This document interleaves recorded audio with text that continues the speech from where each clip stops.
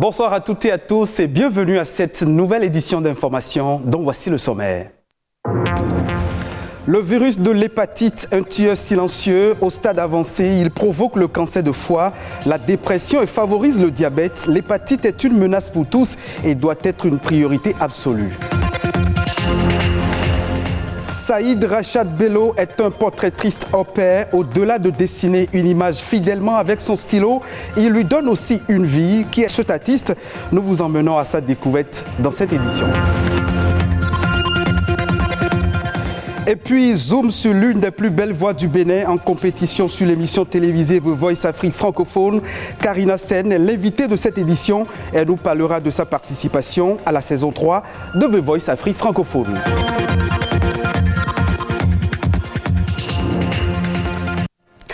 On ouvre cette édition par une question de santé publique. Les hépatites, souvent qualifiées de tueuses silencieuses, sont multiformes et seul un dépistage précoce permet de connaître son état sémiologique. Quelles sont donc les voies de transmission et les traitements disponibles pour soigner les hépatites?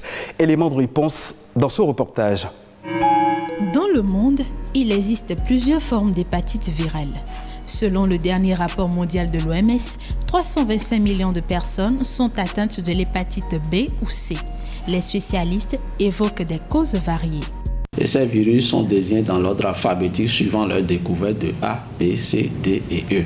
Au Bénin, c'est les causes infectieuses. Et dans ces causes infectieuses, on va parler des causes infectieuses virales. Il y a les causes toxiques et il y a des causes métaboliques. Ça concerne les sujets qui sont souvent très obèses. Il y a d'autres causes, les causes immunologiques, les tisanes que vous prenez, certains médicaments aussi qui peuvent être cause d'inflammation du foie. Au Bénin, les hépatites B ou C exposent plus à la chronicité lorsqu'ils ne sont pas tôt détectés, tant les signes sont silencieux. Il y a ce qu'on appelle les infections aiguës et les infections chroniques. Aiguës pour dire que le délai de l'infection ou de l'inflammation jusqu'à la guérison de la maladie, ça n'excède pas les 6 mois. Quand l'infection évolue au-delà des 6 mois, on parle de chronicité. Et si vous passez à la phase chronique, ce qui voudra dire que vous êtes exposé aux complications. Et notamment les complications, c'est la cirrhose et c'est le cancer du foie. Dans 80% des 2 cas, il n'y a pas de signe. Avant que l'ITER n'apparaisse, généralement, vous avez de la fatigue, de la fièvre, des douleurs dans les articulations. L'hépatite est qualifiée de tueur silencieux. Son mode de transmission reste tout précoce et dangereux. La majorité ont l'hépatite B, mais c'est une contamination qui se fait très tôt dans les premières heures de vie, de la mère à l'enfant. Ça peut se faire de façon horizontale avec les enfants vivant sous le même toit. Les autres voies qui sont sexuelles ou bien sanguines, c'est beaucoup plus rare. Le virus C, c'est une contamination purement sanguine. Avec l'évolution de la science, il existe aujourd'hui un vaccin pour prévenir les hépatites et des moyens de traitement pour les personnes atteintes. On a du vaccin monovalent pour vacciner systématiquement dès les premiers jours de vie tout enfant qui naît. La vaccination pour l'hépatite B, il faut dire chez l'adulte, c'est le schéma à 3 doses. Concernant la forme aiguë, chez l'hépatite B, il n'y a généralement pas de traitement. C'est le repos et il faut éviter d'autres produits qui agressent le foie davantage. Tout rentre dans l'ordre, l'organisme se charge de régler le problème dans les 6 mois. C'est seulement ceux qui font une hépatite chronique active, c'est ceux-là qu'on prend en charge. Parce que les traitements qu'on donne pour l'hépatite B, c'est un traitement à vie. Alors que pour l'hépatite C, c'est un traitement de 3 mois et là, vous avez la guérison dans les 3 mois après le traitement. Le Bénin se situe dans une zone de forte endémicité. Pour plus de sécurité, les médecins recommandent le dépistage précoce et la vaccination chez les sujets sains. On parle toujours santé, mais à présent de coronavirus. Au Togo, après la phase de vaccination du personnel de la santé, des personnes âgées de 50 ans et plus, des hôteliers, des personnes exerçant des professions exposées, les autorités togolaises ciblent dans le cadre des efforts de prévention de la Covid-19 les populations âgées de 30 ans et plus dans le Grand Lomé. Avec cette nouvelle extension du champ de couverture vaccinale, le Togo franchit une étape supplémentaire vers la vaccination de masse dans le Grand Lomé et l'humilité collective, et ce, à travers la vaccination de 60% de la population. On revient au Bénin pour parler des arts et de la culture. On connaît les dessinateurs de rue, les graffitistes, les caricaturistes et les autres bédéistes. Mais les stylos portraitristes, pas vraiment. Pourtant, c'est un style tout aussi particulier que compliqué qui permet de capturer un moment privilégié et d'immortaliser l'émotion qui l'accompagne.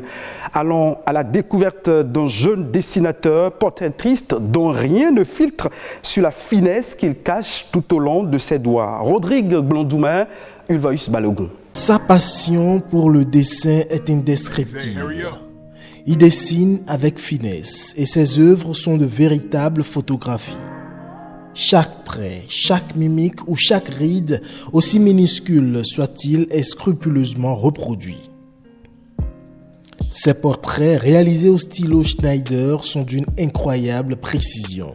Et pourtant, Saïd Rachad Bello, alias Machete, n'est pas sorti d'une école d'art. Quand j'étais encore au primaire, j'ai eu à essayer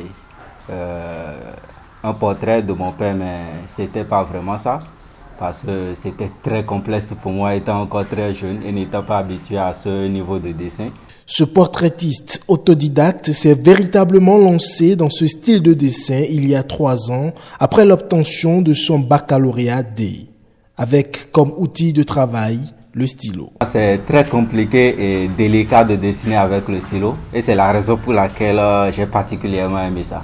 Le stylo, on n'a pas besoin de tailler à chaque fois, donc ça glisse bien sur la feuille. Ici, dans son antre, Saïd Rachad Bello laisse couler l'encre de son stylo pour retranscrire les émotions et les expressions de ses modèles. L'objectif d'un portrait, ce n'est pas de faire une photocopie ou une impression manuelle d'une œuvre d'art, non. C'est de créer cette nuance-là entre l'œuvre et le modèle. L'aventure n'était pas aisée pour lui dès les débuts. Mais il est resté accroché à ses rêves. Pendant plusieurs années, quand j'étais encore jeune, on m'a dit oui, Saïd, tu as du talent, mais là, ça ne donne pas au Bénin. J'avoue que ça a vraiment inhibé mon potentiel en art plastique. Et quand je me suis donné ce défi après le bac, les gens sont impressionnés par ce que je fais. Mais Machete ne vit pas encore convenablement de son talent. Et il arrive des fois où je n'ai aucune commande en un seul mois. J'avoue que je vis au jour le jour pour le moment. C'est-à-dire, si là, j'ai le soutien de quelques amis et parents et tout, j'arrive quand même à m'en sortir. Le prix de ses œuvres varie entre 30 et 50 000, mais tout dépend de la qualité de la photo, du format voulu, des couleurs et du cadre décoratif. Un portrait comme celui-ci, c'est un format A3. Un format A3, c'est l'équivalent de 2 papiers A4. Et pour le faire, j'ai eu à utiliser 2 stylos Schneider et du papier Bristol également. Ça m'a pris 6 jours de travail. 6 jours de travail, de jour comme de nuit bien sûr. Si je ne travaille pas de nuit, j'allais faire au moins 2 semaines. Si ces portraits au stylo font frissonner en raison de leur perfection ultime, Saïd Rachad Bello alias Machete rêve de perfectionner son art afin d'inspirer sa génération. Je vous l'annonçais en début de cette édition, je reçois pour vous l'une des plus belles voix du Bénin en lice pour le trophée du meilleur chanteur-interprète du plus grand show télévisé, The Voice Afrique francophone. Karina Sen est l'invitée de ce journal.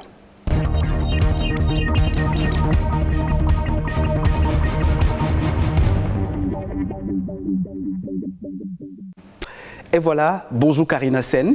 Bonjour Patrick, bonjour à tous les téléspectateurs. Tout le plaisir pour nous de vous avoir sur ce plateau. Plaisir partagé. L'aventure du festival musical The Voice Afrique francophone saison 3 démarre très bientôt. Très bientôt. Karina Sen est-elle prête pour nous offrir toute l'originalité et la singularité de son talent, de sa voix? À mon niveau, je pense que je suis prête. Et comme on dit, on reconnaît le maçon au pied du mur. On attend l'instant fatidique, mais personnellement, je suis prête. Qu'est-ce qui vous fait dire que vous êtes prête? Vous avez beaucoup travaillé déjà? Forcément, on a beaucoup travaillé, on a beaucoup médité, beaucoup de concentration. Et là, on se dit, on joue le tout pour le tout. Donc, voilà, on est prêt. Vous êtes prête pour matérialiser cette confiance que vous dégagez en vous. Comment se sont déroulées les répétitions? Est-ce que c'était en solo, avec un orchestre ou avec votre coach Lokwa Kanza? Les répétitions, ça se fait à divers niveaux. Il y a des répétitions personnelles. Moi, personnellement, mes vraies répétitions, c'est l'écoute et la rémission. C'est-à-dire, je rends ce que j'ai écouté, ensuite je personnalise le morceau. Donc vous écoutez plus d'autres chansons que vous aimez J'écoute un peu de tout, voilà, et également avec certains coachs, parce qu'avant d'aller à The Voice, où tout le monde a vu ce qui s'est passé, nous avons eu des coachs déjà au Bénin, et avec ces coachs également, nous avons eu à faire un peu de coaching, et voilà, à plusieurs niveaux. À plusieurs niveaux. Voilà, plus besoin de le rappeler. Vous avez un grain de voix singulier, je l'avoue, qui permet de vous distinguer rapidement de la masse. Pendant cette pause imposée par la Covid-19, avez-vous fait des exercices particuliers sur les tempos, les harmonies, les fréquences? Parce que le challenge se joue à ce niveau, le thème vocal. Tout à fait. Je n'ai pas fait grand chose. Je suis restée égale à moi-même parce que moi, je pense que, comme vous avez parlé tout à l'heure, vous étiez en train de dire que j'ai un timbre particulier. Oui. Et je pense que c'est les mêmes techniques d'avant. Je les utilise. Vous n'inventez rien. Voilà, j'invente rien. Je suis moi-même et voilà, je rends simplement ce que je suis. Vous avez fait recours à un moment donné à votre coach Lokwa Kanza via WhatsApp, les canaux, pour demander conseil. Tout à fait. Surtout lui demander qu'est-ce qu'il trouve en moi que je devrais améliorer, parce que c'est souvent ce qu'on ne connaît pas. Et voilà, et en fonction de ça, on travaille. Vous savez que vos fans et puis les téléspectateurs attendent beaucoup de vous. Oh, ils sont nombreux. Vous avez eu des appels venant d'eux pour... Oui, des appels, des messages via WhatsApp, via ma page Facebook, surtout pour demander, mais ça reprend quand? Donc voilà, je suis là pour annoncer que c'est pour très bientôt et je suis très excitée, très heureuse de pouvoir... Voilà. Dites-nous, on sait que vous êtes une passionnée du gospel. Est-ce que c'est uniquement dans ce registre que vous évoluez? Et si la compétition vous amenait dans d'autres registres, comment vous allez faire? Quand on va à l'école, oui.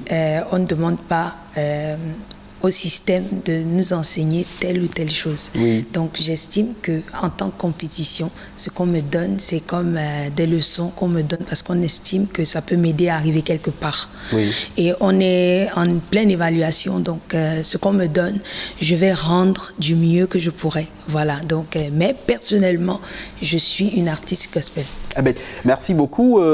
Qu'est-ce que vous avez à dire à vos téléspectateurs, à vos fans téléspectateurs qui vous suivent un peu partout, du Bénin en passant par le Mali, la Côte d'Ivoire, le Burkina Faso, parce que la saison 3 qui démarre avec les demi-finales et puis la finale, vous attendez beaucoup d'eux, certainement? Énormément, parce que contrairement à la première phase où c'était les coachs qui devaient décider en fonction de leur expertise qui doit passer, de qui ne doit pas passer, maintenant c'est à vous, les fans, que revient le jugement à travers les votes, parce qu'il y aura des votes qui seront faits.